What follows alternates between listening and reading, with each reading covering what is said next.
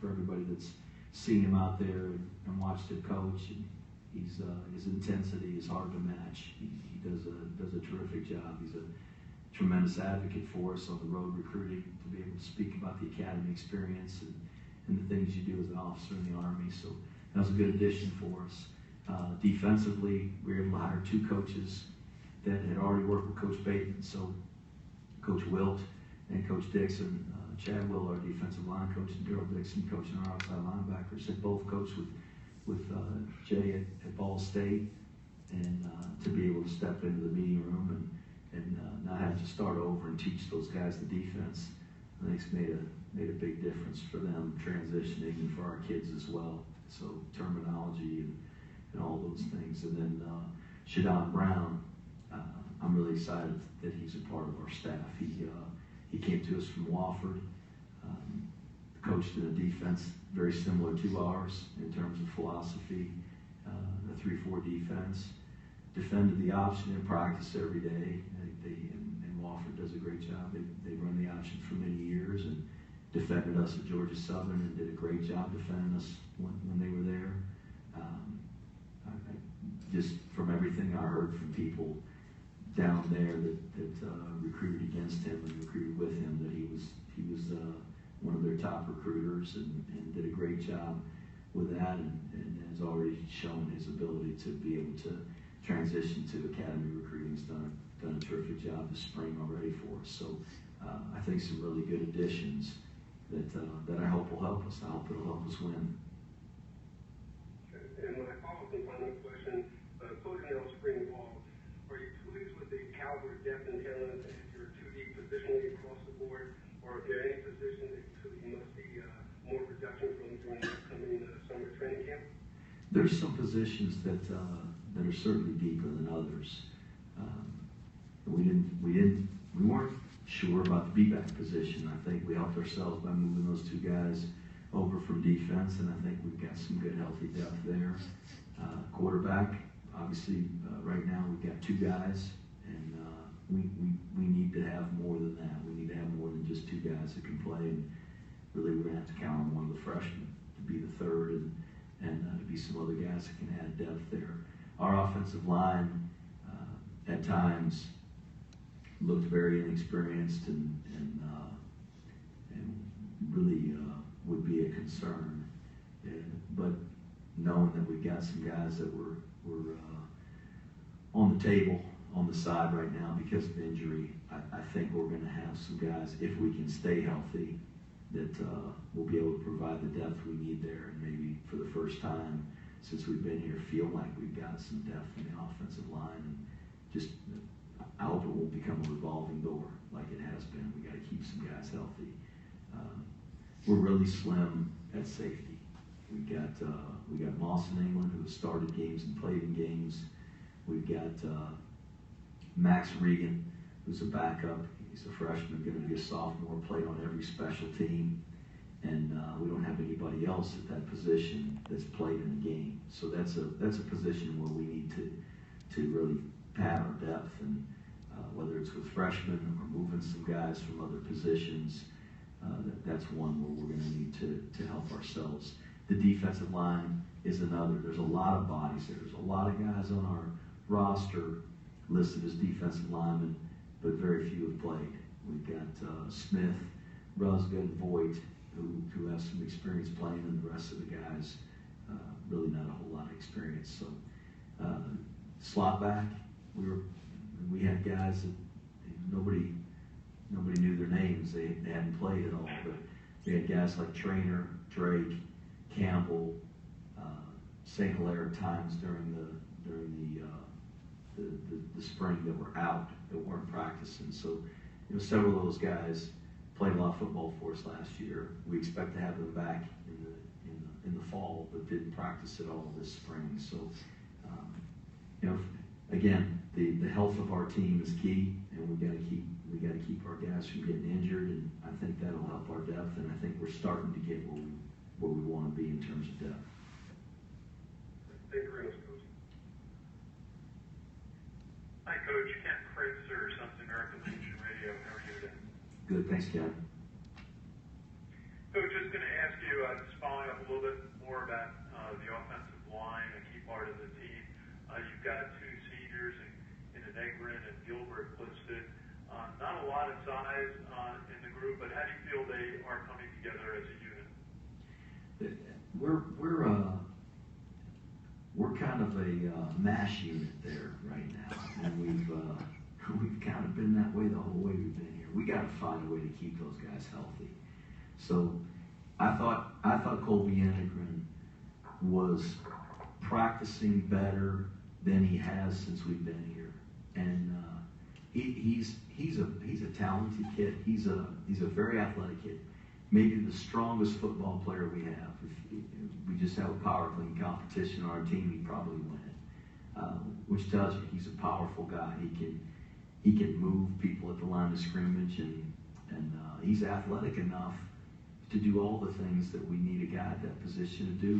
He's frankly struggled sometimes with the offense, with all the things that we do. And outside looking in, it's like, well, you just put your hand down and go block somebody. But there's a lot more to it than that. But I thought he was really practicing well, and got hit with some friendly fire. Had some guys fall on his legs from the side as he was blocking somebody, and he was out for the rest of the spring. We're optimistic that he's not going to need surgery, and he'll be able to just recover and come back and play. I'd really like to see him back in there and have a chance to compete. It's a guy that's going to be a senior, and I was excited about the way he was practicing. Gilbert will be back in the fall, and there's a guy that's played several games for us and played a lot of football, and we have a lot of faith in. So those are the two seniors in the group. I think both of those guys are going to play a lot. But where we've got an opportunity to really feel comfortable is getting Rick Kurtz healthy again. Rick was out the whole spring. He started as a freshman almost the entire season. That's a guy we've got to develop. We got to keep healthy, and we got to bring along and see him play 4 years of football. And he'll be a much better player as a senior if we can do those things, keep him healthy and keep him moving. Victor Nieves broke his hand about the third week, I guess it was, in spring ball, and we expect to have him back. He's a guy that I'd love to see improve from his freshman year. He did some really good things, and he did some freshman type things, plays with pad level too high at times, and can play a lot more aggressive as he does at times, and other times he doesn't. And I'm going to attribute that to just immaturity and not having played enough football. But I'd like to bring him along. I was really pleased. I mentioned Bryce Holland, but Josh Boylan playing center. That's a tough kid. Went through our prep school program. He's a walk-on, and just worked his way into being a guy that's going to be a factor for us. Brett Toth came here. He was 220 pounds. He's now about 270. It takes a while for a 220-pound, long, lean guy to grow into a 270-pound body, and I think he's really starting to do that and gain a lot of confidence and comfort with being in that body. He's a guy that can help us to tackle. Mike Houghton maybe has improved as much as anybody on our offensive line playing offensive guard. So there's some people there that have played, have been in games, and as I said, I would love to have all those guys healthy and practicing and competing for their jobs, like those quarterbacks competed this spring, like those slot backs like those B-backs were competing this spring to try to get to the top of the depth chart. That'd be really good for our football team. So I'm just going to ask you about the schedule for this year. You start out for the first 5 are on the road. I'm just curious, is there an itch that you'd like to see Arnie follow in scheduling? Oh, being an independent team, and it's something that there's always conversation about where the schedule's going to go, and trying to work through those things for years ahead. Our schedules get set a pretty good number of years in advance, and as an independent team, we have to do that because the conferences kind of say, okay, well, these are our weekends, and this is what the schedule's going to be. You'll play this team home this year and away the next year, and you've got to go schedule your out-of-conference games around that. Well, that's where we fall in. We're an out-of-conference game for everybody we play. And we can't just go and say, hey, we'd like to play you on September 5th, and we'd like to play you on September 12th, and we want to play you away on September 19th, but next year you come to our place on this particular date. It's really difficult. And Bob Beretta, who's Associate AD here in the athletic department, been here for many years, and I know you guys all know him. He does a great job, and it's a task to get those schedules solidified and contracts made with other schools and agreements, and there's a lot of verbal agreements that don't probably end up becoming contracts where they say, oh yeah, we'd love to play you. Now it's got to work out for both sides and those schedules. So fortunately, Boo Corrigan, our athletics director, and Bob, they allow me to be a part of that, and they allow me to give input about our schedule, and I enjoy doing that. And I like to be able to think about who we've got a chance to play and who we're going to get an opportunity to face off with in years to come. And it has a lot to do with recruiting and how our program's perceived in the college football circles, and so often the opponents that we play, they come from all the conferences nationally, and a lot of thought goes into who we're going to play, and does it fit, and is it a good game for Army, and how does it benefit our institution and our program, and a lot of things. So I'm excited about the opportunity to play the schools that we've got on the schedule.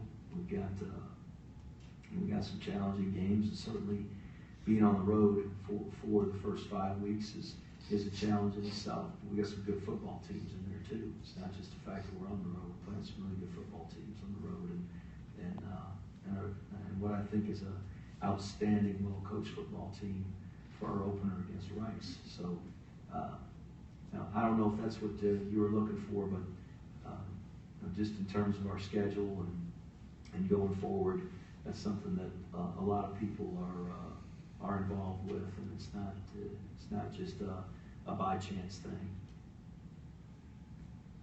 Sure. Just last thought, when you see Notre Dame on the schedule for November, what are your thoughts about having a rivalry renewed with Notre Dame? I'll tell you, like Paul Johnson used to say, they've got 20 parade All-Americans, and we got 20 guys that have marched in a parade. So it'll be a heck of a challenge. Thanks, Coach. Thank you. Any other questions via teleconference? All right, we'll come back to Milmac. Go ahead, Rich. Hey, Coach. Rich DeMarco, Army Sports Network. I know you spoke about special teams earlier. Where do you feel you're at in terms of your return teams, kick return, and punt return? That's something we placed a great emphasis on this spring, and we have not been productive on either of those teams, and it's a real disappointment to me. We've got to get better at returning kicks. There's a lot of yards that are left out there, and just getting 5 more yards of return, and it doesn't seem like a long way, but it would make such a difference in us getting started, getting the offense started, and returning the ball on kickoff returns and getting it out past the 20, and certainly now with the ball going in the end zone and starting at the 25, those 5 extra yards are going to make a big difference. And if we've got to return the ball and they don't kick it into the end zone, I'd love to get it to the 25 or better. It makes it even Steven if they would have kicked it into the end zone. So that's something we've got to improve on, and we worked really hard. We spent a lot of time with fundamentals, spent a lot of time with film work with our return teams, and then on the punt return team is it just gained some yards. And you know, I'm one that I'm not big on fair catches. I think if you can catch the punt and just fall forward for 1 yard, that's one less yard you got to gain on the offensive drive, and why not try to get it? Which probably hurts our average if we put our hand up there and wave it and catch some fair catches and not have some 1 and 2 yard returns. And it might help our average, but I'm not looking at average. It's how are we helping our offense get started? With the exception of the big return we had in the Army-Navy game, we didn't have any others on the punt return. We blocked some punts the last couple of years, and that's a huge positive. All 3 of those punt blocks have resulted in touchdowns. So that's you like to just do that every time, but you're not going to get it every time. And there's going to be a time where your punt return is going to have to catch it, and you'd like to have it be something more than just a fair catch. You'd like to gain some yards. So we've got to improve on our fundamentals and the things that we do to give our guys a chance to do that. And it's more to do with the guys blocking for the returner than it is the returner himself. But certainly we'd like to get a guy back there that's catching the kick that we think is dynamic and can do something really special with it. When we've been really good at returning kicks at schools where I've coached, and there's been years where we were really good, top 5 in the country, All-American kick returners. Well, we were top 5 in the country because we had an All-American kick returner, not because we did a great job coaching or any different than we're doing it right now. We just had a guy that had a real knack for it, and so nothing against the guys we got. We just haven't found the right guy yet that's really got that knack. And maybe it's one of the guys that's been returning kicks for us, and we just got to give him that little bit extra at the beginning to get him started, and perhaps maybe it's somebody that's not here yet, and it's something we're conscious of because we've been good at covering kicks. Our punt team has been very consistent and done a good job of covering kicks. Our kickoff coverage team, our kick return defense has been really good, and frankly, I think it'd be the other way around. We'd have a tougher time covering kicks than we would be returning kicks, but right now that's something that's got to be a focus for us. One more, Coach. Chicken or the egg thing. When you have to move a player from one side of the ball to the other, is it a need? You say, oh boy, I need to pull back, and then you start looking at your defense to see if you can come over, or do you see a kid and say, you know what, he'd be better carrying the ball than stopping the ball? Sometimes it's both. Oh. Sometimes you just see a position and you just don't have a guy there that you're really excited about. Golly sakes, we just got to find somebody that we think is the right guy. We don't have the right guy there. And it doesn't mean that they're bad players or just not getting the production out of that position that you need. And you say, let's find another guy on our football team that can do that. And other times, it's as you say, you watch a guy and you know what? He's not a safety. So let's see if he can play outside linebacker. And we move to outside linebacker. Or he's not a defensive lineman, but I think he can play offensive tackle. Let's move him over. And that happens too. So a little bit of both. And sometimes it works out, and sometimes it doesn't. You're going to find out at fullback this year. Yep. Yeah. We will. All right.